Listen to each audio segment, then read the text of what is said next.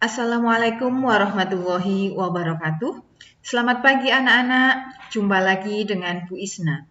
Apa kabar kalian hari ini? Semoga hari ini kalian tetap sehat dan semangat. Sebelum kita memulai pelajaran pada pagi hari ini, mari kita berdoa menurut agama dan kepercayaan masing-masing. Berdoa mulai. Berdoa selesai. Anak-anak, jangan lupa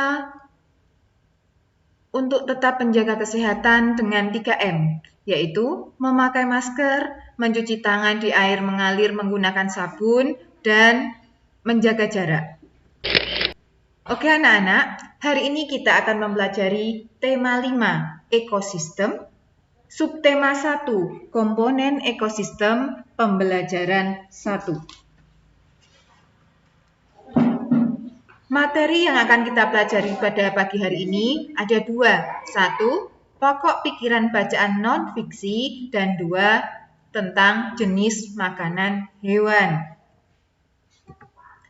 Tujuan pembelajaran yang harus kalian capai setelah mempelajari materi ini ada 4, yaitu 1, dengan mencermati teks non-fiksi pada PowerPoint yang disajikan melalui Google Classroom, siswa mampu menentukan pokok pikiran dalam bacaan secara tepat dan percaya diri. 2. Dengan mencermati teks non-fiksi pada PowerPoint yang disajikan melalui Google Meet, siswa mampu membuat pertanyaan-pertanyaan berhubungan dengan bacaan secara tepat dan mandiri.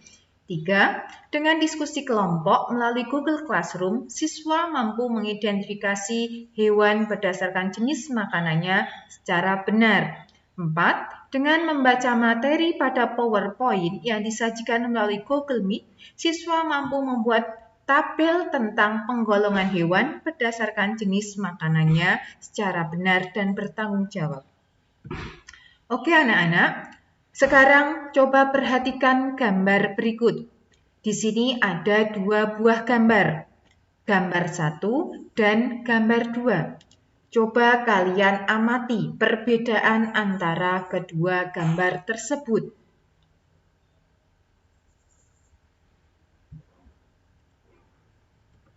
Perbedaan kedua gambar tersebut yaitu gambar 1. Struktur alamnya dipenuhi oleh tebing dan jurang. Kemudian tidak terdapat tumbuhan sama sekali.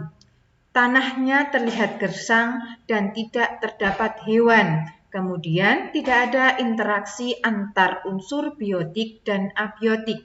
Sedangkan untuk gambar yang kedua yaitu struktur alamnya berupa dataran rendah. Terdapat pepohonan dan rerumputan yang hijau. Terlihat subur, terdapat berbagai macam hewan, dan ada interaksi antar unsur biotik dan abiotik.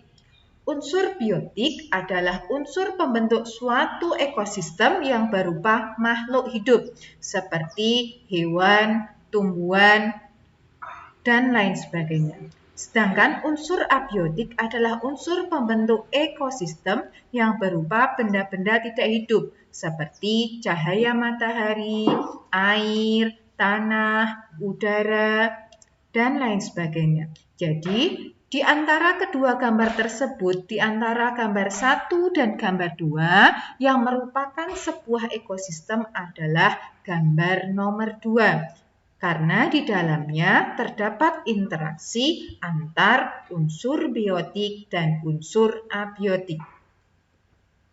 Agar kalian lebih memahami tentang ekosistem, kalian bisa membaca bacaan berikut.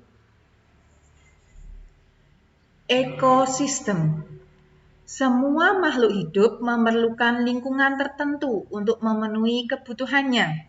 Lingkungan adalah segala sesuatu yang berada di sekitar makhluk hidup. Sebuah lingkungan terdiri atas bagian yang hidup atau biasa disebut dengan biotik dan bagian tak hidup atau abiotik. Bagian yang hidup di sebuah lingkungan terdiri atas tumbuhan, hewan, dan makhluk hidup lainnya. Bagian lingkungan yang tak hidup terdiri atas cahaya matahari, air, udara, dan tanah. Cahaya matahari dapat menghangatkan udara, air dan tanah agar mencapai suhu yang sesuai kebutuhan hidup makhluk hidup. Cahaya matahari juga membantu tumbuhan membuat makanan.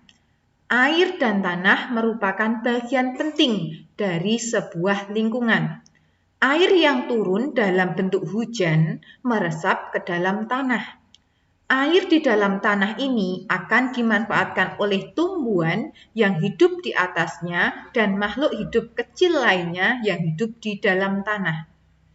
Bagian hidup dan tak hidup di sebuah lingkungan saling berinteraksi dan saling bergantung satu sama lain. Interaksi antara makhluk hidup dan benda-benda tak hidup di sebuah lingkungan disebut ekosistem. Ekosistem tersusun atas individu, populasi, dan komunitas. Individu adalah makhluk hidup tunggal, misalnya seekor kambing, seekor burung, dan sebuah pohon cemara. Tempat individu tinggal disebut dengan habitat. Populasi adalah kumpulan individu sejenis yang menempati suatu daerah tertentu. Contoh, di sebuah kolam terdapat populasi ikan, populasi tumbuhan teratai, dan populasi lumut. Sementara itu, komunitas adalah populasi makhluk hidup di suatu daerah tertentu. Contoh komunitas adalah komunitas sungai dan komunitas padang rumput. Bacaan yang sudah kalian baca ini termasuk teks atau bacaan non-fiksi. Teks non-fiksi adalah teks yang disusun berdasarkan kenyataan atau fakta.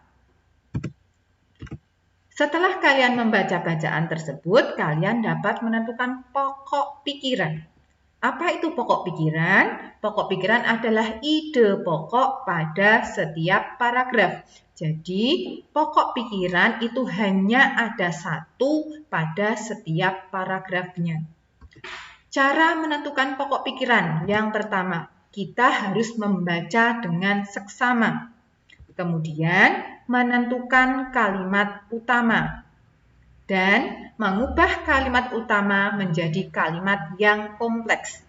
Yang perlu kalian ingat adalah pokok pikiran itu selalu terdapat pada kalimat utama.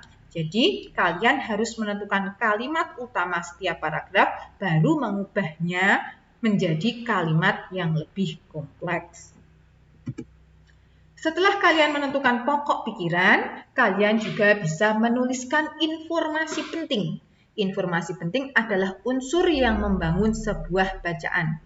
Jadi di dalam sebuah paragraf, selain terdapat pokok pikiran, juga terdapat informasi penting. Bedanya, kalau pokok pikiran itu hanya ada satu setiap paragraf, sedangkan informasi penting bisa lebih dari satu di setiap paragrafnya.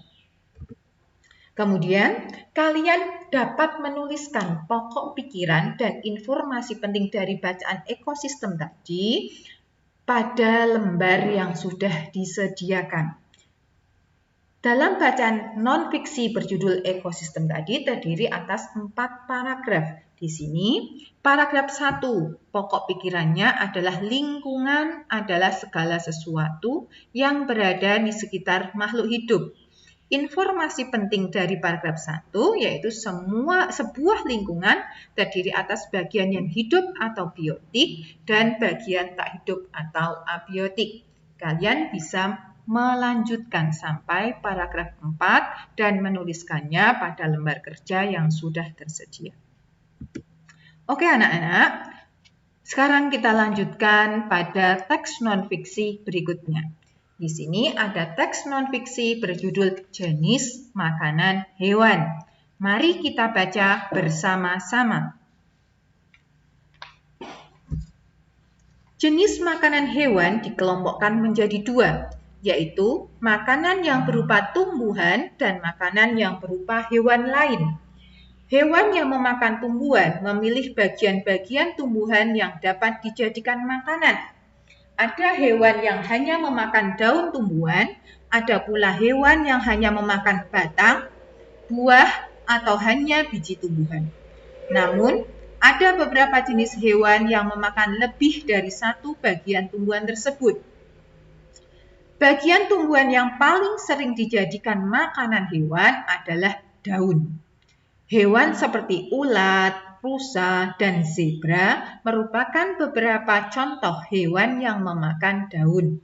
Sementara itu, beberapa hewan menyukai batang tumbuhan. Sapi merupakan salah satu hewan yang menyukai batang tanaman padi dan jagung. Sedangkan hewan panda menyukai batang pohon bambu. Bagian tanaman berupa buah juga disukai oleh hewan. Belatung senang sekali memakan bagian pada buah, dan ini seringkali merugikan para petani buah-buahan. Burung-burung menyukai bagian tumbuhan yang berupa biji. Biji padi sering menjadi incaran burung pipit. Biji kenari sangat disukai para tupai. Beberapa hewan memakan hewan yang lebih kecil sebagai makanannya. Hewan kecil ini menjadi mangsa bagi hewan yang lebih besar. Serangga menjadi makanan bagi hewan-hewan seperti katak atau cicak. Tikus menjadi makanan bagi kucing. Demikian juga dengan kelinci yang menjadi makanan bagi burung elang. Setelah kalian membaca teks non-fiksi tentang jenis makanan hewan, kalian dapat menuliskan pertanyaan kalian dari teks bacaan non-fiksi tadi. Yang perlu kalian ingat, ketika membuat sebuah kalimat pertanyaan, selalu diawali dengan kata tanya. Kata tanya itu banyak sekali. Ada apa untuk menanyakan benda, siapa untuk menanyakan tokoh, kapan untuk menanyakan waktu, di mana untuk menanyakan tempat, mengapa untuk menanyakan alasan, dan bagaimana untuk menanyakan proses atau keadaan. Dan dalam menulis kalimat pertanyaan, jangan lupa untuk diakhiri dengan tanda tanya. Kalian dapat menuliskan pertanyaan yang sudah kalian susun pada lembar kerja yang sudah tersedia. Anak-anak, jenis makanan hewan itu digolongkan menjadi dua. Kalian dapat mendiskusikannya dengan teman kalian. Yang pertama, tadi jenis makanan hewan berupa tumbuhan.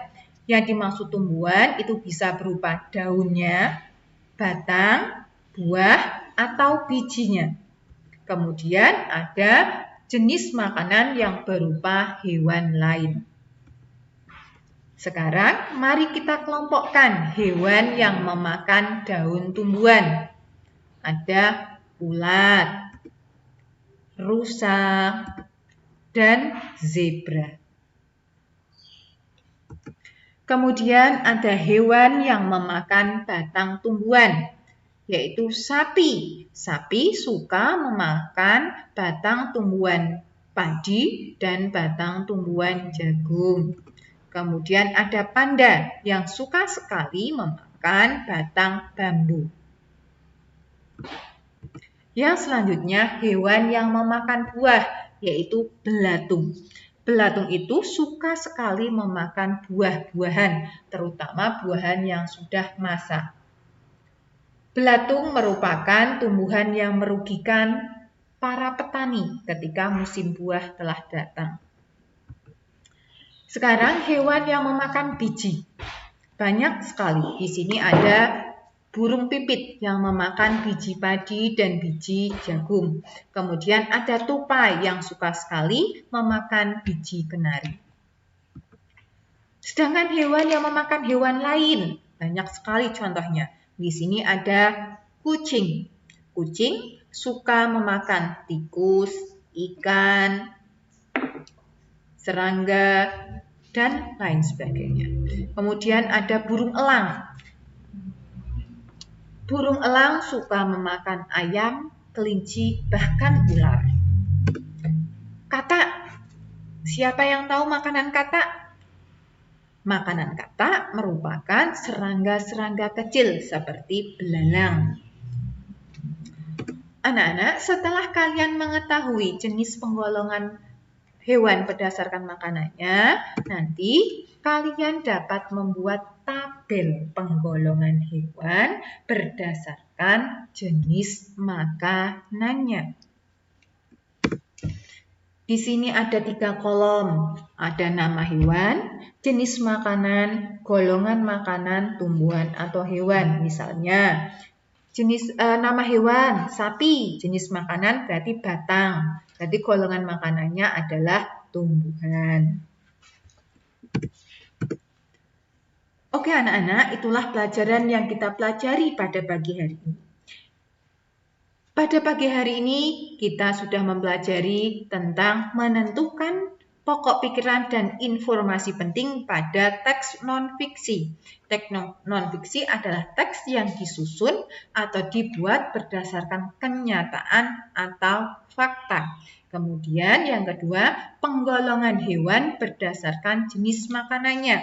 Jenis makanan hewan dibedakan menjadi 2, yaitu ada tumbuhan dan hewan. Demikian pembelajaran pada pagi hari ini. Semoga pelajaran hari ini membawa manfaat untuk kita semua. Dan anak-anak, jangan lupa dan jangan pernah bosan untuk tetap menjaga kesehatan dan tetap semangat dalam mengikuti pelajaran walaupun pembelajaran kita melalui jarak jauh. Demikian, wassalamualaikum warahmatullahi wabarakatuh.